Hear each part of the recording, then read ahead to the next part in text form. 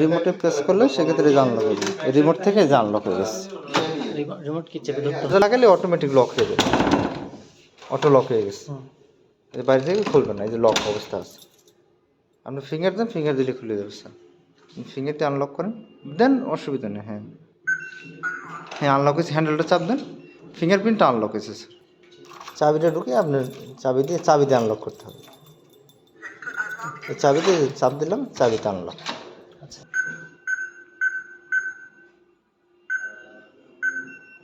হ্যাঁ আনলক হয়েছে, voice control sir বলে দেবে।